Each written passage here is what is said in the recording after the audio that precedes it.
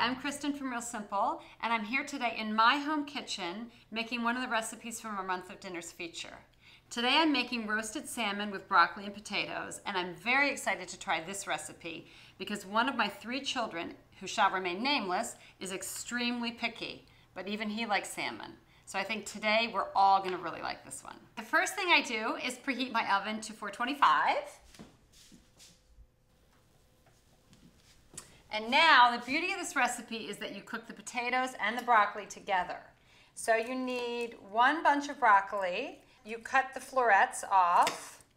I have a huge pet peeve with wasted broccoli stalks, so I actually keep the stalks for later to make broccoli slaw or throw it into soups. I like them to be kind of small. So once you're finished with your broccoli, you take new potatoes and toss them onto the baking sheet. So just arrange these things on the sheet. Again, don't crowd your baking sheet. Just crowding is never good when it comes to cooking. Now you want to take 2 tablespoons of canola oil and just drizzle it over your vegetables. 1/2 teaspoon of salt.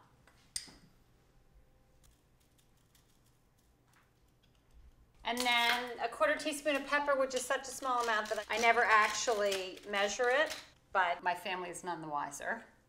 And then with something like this, I usually just use my hands. Just kind of slide it around your baking sheet.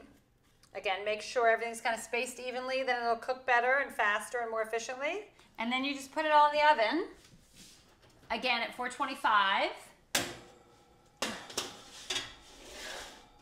And those roast for 25 to 30 minutes.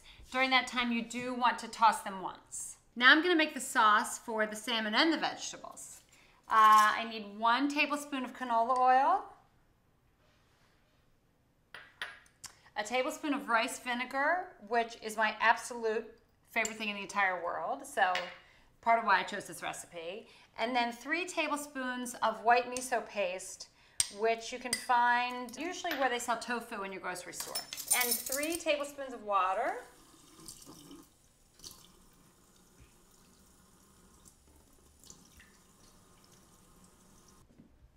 And then just whisk the whole thing together. You just want it to get a really nice smooth consistency, and then it's delicious over the fish and the vegetables. And now we are ready to cook our salmon. So for this, I really have a true nonstick skillet, which I'm turning on to medium-high. While that heats up, I'm going to season my salmon with just 1/4 teaspoon of salt and 1/4 teaspoon of pepper.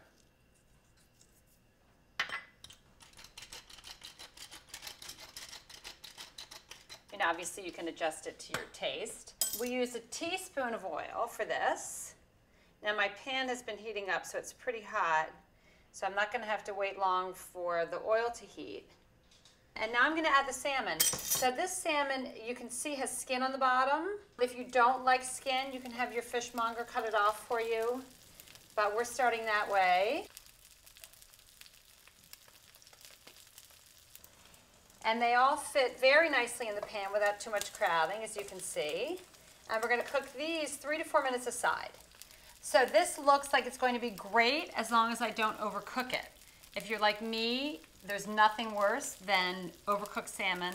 So you really want to watch this carefully and stick to 3 to 4 minutes aside. Then it will just be a little bit pink on the inside and it will be perfectly delicious. Okay, these look ready to flip.